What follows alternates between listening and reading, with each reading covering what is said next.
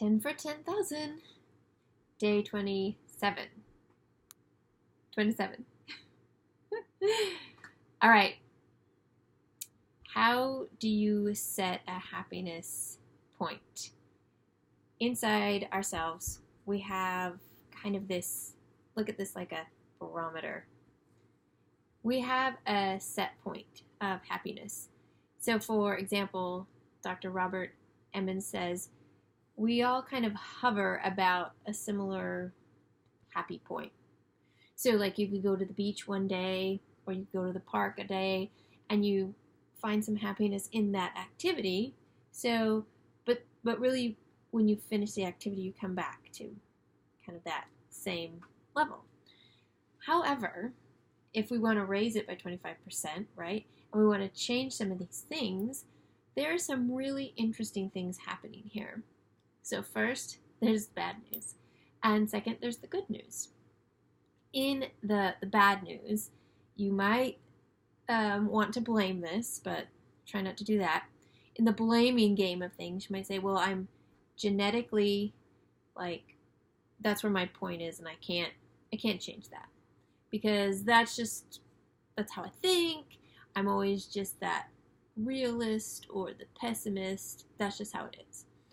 Well, this reason happens because of adaptation. So we're going to be doing some adaptations. We're machines of adaptations, meaning if there's things happening in the environment around us, we have to adapt, change to survive, okay?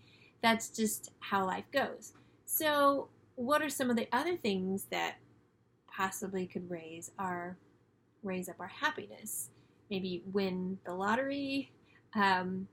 It goes up for a little bit, and then it goes back to wherever your set point was. If you lose your job, and then you get a job a few months later, it goes up, and then sets back to that point. So some people are genetically programmed to be happy all the time. Others are chronically negative. Yeah, well, that's, I guess, what life is. But here's the good news. Here is the good news. Your genetic happiness set point determines only 50% of your overall happiness. That means you still have a 50% that you can change and adapt.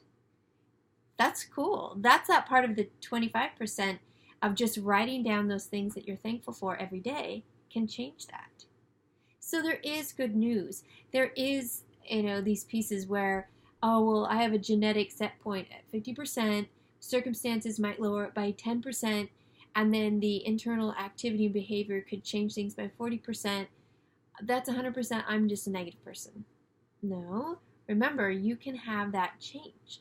The research tells us that we have to think about it a different way. So here's one of the outside of the box thinking moments. So if you focus on your behavior 40% of the time, it makes more sense that if you're focusing on how you are responding versus trying to control the situations that are outside of yourself, it's not going to work.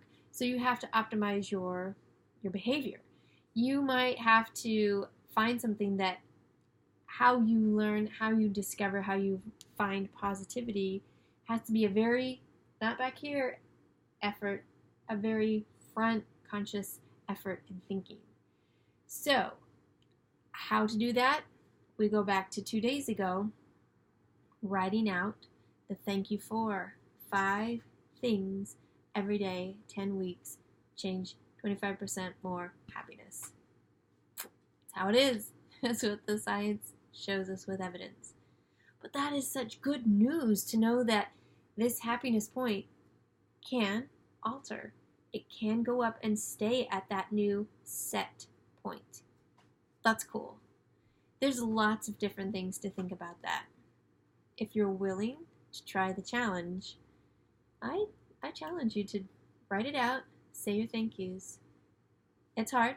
Last night, not gonna lie, off night. I had some expectations that were...